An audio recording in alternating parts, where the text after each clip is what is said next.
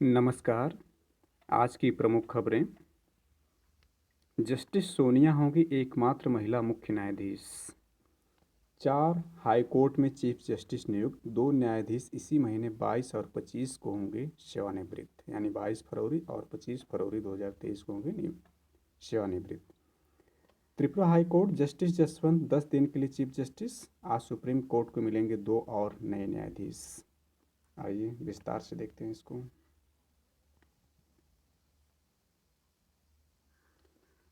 4 उच्च न्यायालयों में मुख्य न्यायाधीशों की नियुक्ति कर दी गई है। गुजरात हाईकोर्ट की सबसे वरिष्ठ न्यायाधीश जस्टिस सोनिया गिरधर गोकानी को इसी हाईकोर्ट का मुख्य न्यायाधीश बनाया गया है। शपथ लेने के बाद वह किसी हाईकोर्ट की इकलौती महिला मुख्य न्यायाधीश होंगी। हालांकि जस्टिस गोकानी इसी माह 25 फरवरी को सेवानिवृत्त हो जाएंगे।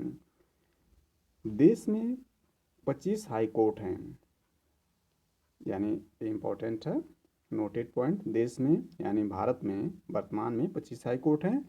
Justice Sabina Himachal Pradesh high court की कार्यवाहक मुख्य न्यायाधीश के तौर पर काम कर रही हैं। जस्टिस गोकानी गुजरात न्यायिक सेवा से हैं। उन्हें शुक्रवार को गुजरात हाई कोर्ट का कार्यवाहक मुख्य न्यायाधीश नियुक्त किया गया। हाई कोर्ट में जिन 4 न्यायाधीशों को मुख्य न्यायाधीश बनाया गया उसमें से 2 इसी महीने सेवानिवृत्त होंगे। Tripura high court justice Jaswant 10 दिन के लिए chief justice. Orissa high court के सबसे वरिष्ठ न्यायाधीश जस्टिस जसवंत सिंह को त्रिपुरा हाई कोर्ट का मुख्य न्यायाधीश बनाया गया है। वह 22 फरवरी को सेवानिवृत्त होंगे। जस्टिस इंद्रजीत महाती के सेवानिवृत्त होने के बाद त्रिपुरा हाई कोर्ट के मुख्य न्यायाधीश का पद कुछ समय से खाली था। राजस्थान हाई कोर्ट के जस्टिस संदीप मेहता को गुवाहाटी हाई कोर्ट का और गुवाहाटी हाई कोर्ट के न्यायाधीश जस्टिस एन कोटेश्वर सिंह को जम्मू कश्मीर और लद्दाख हाई कोर्ट का मुख्य न्यायाधीश नियुक्त किया गया है।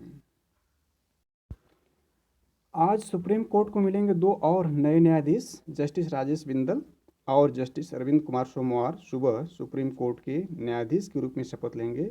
इससे शीर्ष अदालत में 9 महीने के बाद चीफ जस्टिस सहित कुल न्यायाधीशों की स्वीकृत संख्या क्षमता के मुताबिक 34 हो जाएगी। पदोन्नत होने के से पहले justice Bindal Allahabad high court के मुख्य न्यायाधीश थे, जबकि justice Arvind Kumar Gujarat high court के मुख्य न्यायाधीश थे। अब राज्यपालों की नई नियुक्ति संबंधी महत्वपूर्ण खबर को देखते हैं। यूपी को तरजीह है। पूर्वांचल से अब 6 राज्यपाल। शिव प्रसाद शुक्ला को हिमाचल प्रदेश और लक्ष्मण को सिक्किम की जिम्मेदारी। इसको विस्तार से देखते हैं। नई नियुक्तियों में यूपी को तरजीह दी गई है। पूर्व वित्त राज्य मंत्री शिव प्रसाद शुक्ला हिमाचल प्रदेश और यूपी भाजपा के उपाध्यक्ष रहे लक्ष्मण प्रसाद आचार्य सिक्किम के राज्यपाल बनाए गए हैं। वाराणसी संसदीय क्षेत्र से आने वाले आचार्य प्रधानमंत्री नरेंद्र मोदी के करीबी नेता माने जाते हैं। शुक्ला आचार्य को मिलाकर पूर्वांचल से अब 6 राज्यपाल उपराज्यपाल हो गए हैं। फागू चौहान आजमगढ़ से, जम्मू कश्मीर के उपराज्यपाल मनोज सिन्हा व राजस्थान के राज्यपाल कलराज मिश्र गाजीपुर से, ब्रिगेडियर मिश्रा भदोही के निवासी हैं। यूपी की बात करें तो यहाँ से 7 राज्यपाल हैं। केरल के राज्यपाल आरिफ मोहम्मद खान बहराइच से सांसद रहे हैं। पूर्व जस्टिस नजीर शिव प्रसाद शुक्ला और लक्ष्मण प्रसाद आचार्य के अलावा इसी साल चुनाव वाले राजस्थान विधानसभा के नेता प्रतिपक्ष गुलाब चंद्र कटारिया को असम, लेफ्टिनेंट जनरल कैवल्य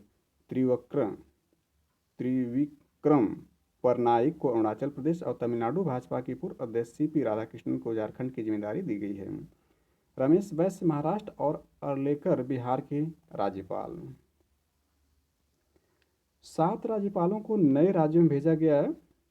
7 राज्यपालों को नए राज्यों में भेजा गया है। रमेश बैस और ब्रिगेडियर रिटायर्ड बीडी मिश्रा के अलावा फागू चौहान को बिहार से मेघालय, राजेंद्र विश्वनाथ और लेकर को हिमाचल प्रदेश से बिहार, अनुसुईया उइको को छत्तीसगढ़ से मणिपुर, विश्वाभूषण हरिश्चंदन को आंध्र प्रदेश से छत्तीसगढ़ और ला गणेशन को मणिपुर से नागालैंड भेजा गया है।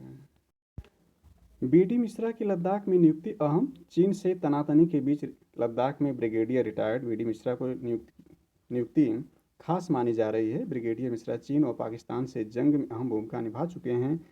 NSG counter hijack task force के कमांडर रह चुके हैं। बतौर कमांडर 24 अप्रैल 1993 को उनकी अगुवाई में राजा सांसी एयरफील्ड अमृतसर में अपहृत विमान को आतंकवादियों के कब्जे से छुड़ाकर 124 यात्रियों की जान बचाई थी।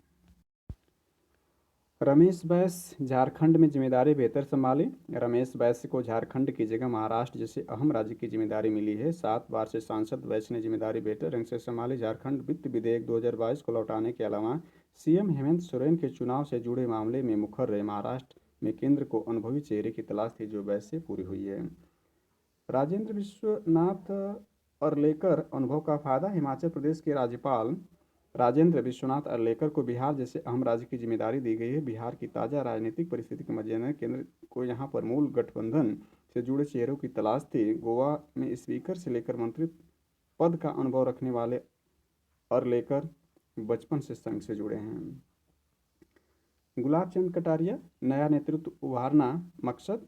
8 बार के विधायक और 1 बार के सांसद के साथ वर्तमान में राजस्थान विधानसभा में नेता प्रतिपक्ष गुलाब चंद कटारिया को असम का राज्यपाल बनाने का फैसला चौंकाने वाला रहा। दरअसल राजस्थान भाजपा का नया नेतृत्व उभरने की वकायत कर रही है।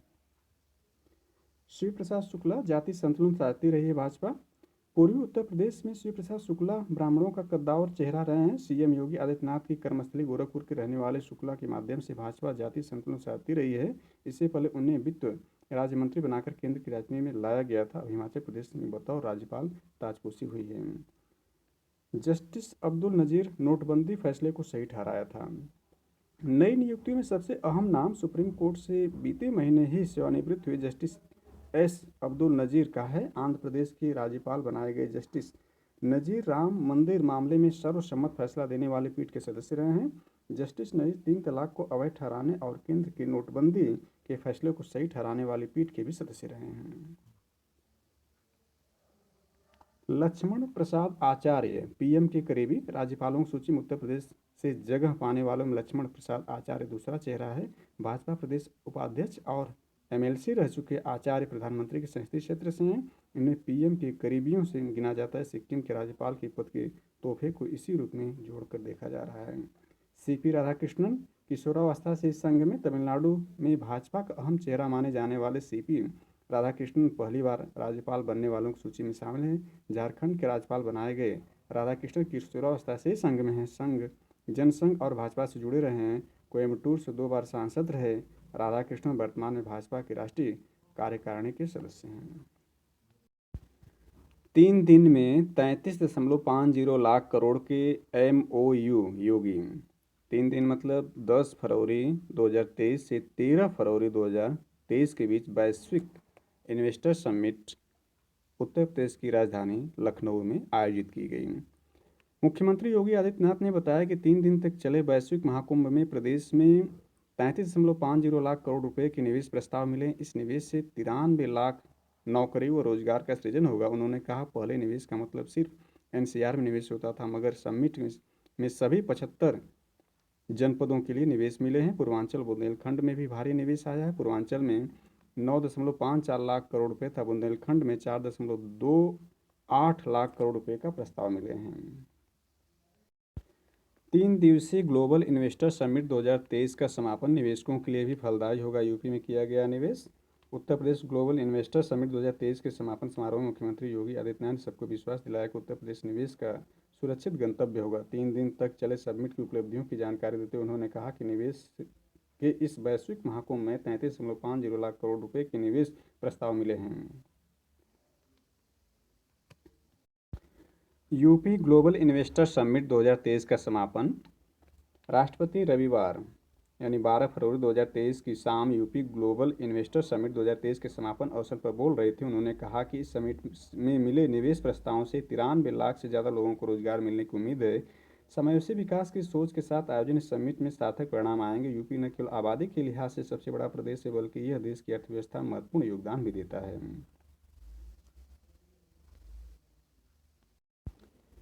दिल्ली मुंबई एक्सप्रेसवे के पहले खंड के उद्घाटन से पहले केंद्रीय मंत्री नितिन गडकरी व राज्य मंत्री वीके सिंह के साथ प्रधानमंत्री नरेंद्र मोदी जयपुर से दिल्ली अब 5 नहीं 3.5 घंटे में। पीएम मोदी ने कहा, 246 किलोमीटर की दिल्ली दौसा लालसोट खंड के चालू होने से जयपुर दिल्ली के बीच यात्रा का समय 5 घंटे से कम होकर 3.5 घंटे ही रह जाएगा।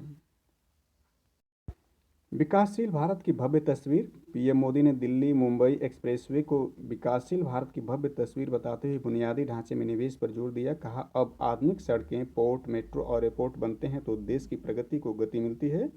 18,000 करोड़ की 4 परियोजनाएं। पीएम बोले, सरकार के बुनियादी ढांचे में निवेश से व्यापारियों, छोटे दुकानदारों और उद्योगों को ताकत मिलती है। 18,000 करोड़ से अधिक की 4 परियोजनाओं को शिलान्यास उद्घाटन करते हुए पीएम ने कहा कि 12,150 महिला खिलाड़ियों को होगी धन वर्षा।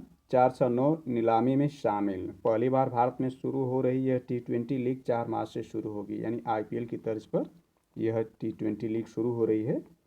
और इसमें इन खिलाड़ियों पर खर्च हो सकती है बड़ी रकम। इसमें स्मृति मंधाना बल्लेबाज हैं, हरमनप्रीत कौर बल्लेबाज हैं, शेफाली वर्मा बल्लेबाज हैं, हीली बल्लेबाज ऑस्ट्रेलिया की हैं, कैप ऑलराउंडर दक्षिण अफ्रीका की हैं और आपकी अमीलिया ऑलराउंडर न्यूजीलैंड की हैं। खिलाड़ियों के 50, 40, 30, 20 और 10 लाख रुपए के अपने अपने आधार मूल्य तय किए गए हैं। कुल 1,525 खिलाड़ियों ने नीलामी के लिए अपना पंजीकरण कराया था। 409 खिलाड़ियों का चयन हुआ, जिसमें से 246 भारतीय और 163 विदेशी खिलाड़ी शामिल हैं। 202 कैप्ट, 199 अनकैप्ट, 8 खिलाड़ी एसोसिएट देशों से नीलामी के लिए चयनित हुए हैं। महिला प्रीमियर लीग की टीमें, यानी महिला प्रीमियम लीग की जो टीमें हैं उनके नाम क्रमशः हैं UP warriors, Gujarat giants, Mumbai Indians, royal Challengers Bangalore और दिल्ली कैपिटल्स। 24 खिलाड़ियों का आधार मूल्य 50 लाख रुपए है और जिसमें 14 विदेशी और 10 भारतीय हैं।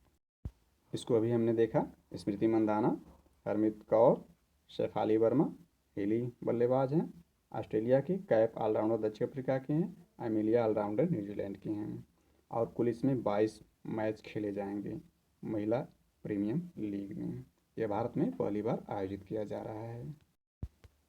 मध्य प्रदेश को हराकर बंगाल रणजी के फाइनल में। खिताबी मुकाबले में सौराष्ट्र से होगा सामना। 16 फरवरी से कोलकाता में होगा फाइनल। 1989-90 सत्र में बंगाल ने पिछली बार रणजी खिताब जीता था। 2020 में सौराष्ट्र ने रणजी फाइनल में बंगाल को हराया था। और जबकि पूर्व विजेता मध्य प्रदेश है, जिसने पिछली बार 41 बार की चैंपियन यानी सर्वाधिक बार जो चैंपियन मुंबई को हराकर पहली बार मध्य प्रदेश ने रणजी ट्रॉफी जीता था। यह पूर्व चैंपियन है। इसी को हराकर बंगाल जो है रणजी ट्रॉफी के फाइनल में पहुंचा है, जिसका मुकाबला सौराष्ट्र से होगा। और सौराष्ट्र ने 2022 के सत्र में जीता था रणजी ट्रॉफी को, और जबकि बंगाल ने 1989-90 के सत्र में जीता है रणजी ट्रॉफी को। और इसका फाइनल जो होगा 16 फरवरी को कोलकाता में होगा, सौराष्ट्र और बंगाल के बीच में, पश्चिमी बंगाल के बीच में। अगली महत्वपूर्ण खबर है उत्तर प्रदेश लोक सेवा आयोग से संबंधित। पीसीएसजे में शामिल किए 9 अधिनियम, पूछे सिर्फ 12 सवाल। 5 जिलों की 171 केंद्रों पर हुई प्रारंभिक परीक्षा 12 फरवरी 2023 को। 63% अभ्यर्थी शामिल। इसमें देखते हैं सामान्य अध्ययन के कुछ सवाल इसमें पूछे गए हैं। यहाँ पर आप देख सकते हैं सामान्य अध्ययन के सवाल पूछे गए हैं। ये इस तरह के सवाल रहे हैं। और ये CAV इंटर कॉलेज पीसीएस परीक्षा देकर बाहर निकलते अभ्यर्थियों की तस्वीर ली गई है। और इसमें यह आपकी कुछ जानकारी जिसको हम पढ़ सकते हैं थोड़ा सा। उत्तर प्रदेश न्यायिक सेवा सिविल जज जूनियर डिवीजन प्रारंभिक परीक्षा 2022 में सामान्य अध्ययन के पेपर ने अभ्यर्थियों को उलझा दिया। इस बार सामान्य अध्ययन के पाठ्यक्रम में 9 अधिनियम भी शामिल थे, यानी सिलेबस में 9 अधिनियम शामिल किए गए थे, लेकिन इससे जुड़े सिर्फ 12 सवाल पूछे गए, जबकि अभ्यर्थियों को उम्मीद थी कम से कम 40 सवाल पूछे जाएंगे। ये विस्तृत जानकारी आप देख सकते हैं। इसमें कोई महत्वपूर्ण चीज़ नहीं है। यह प्री था, इसके आधार पर मेंस क्वालिफाई करा करके इसकी मुख्य परीक्षा कराई जाएगी। Thanks for watching this.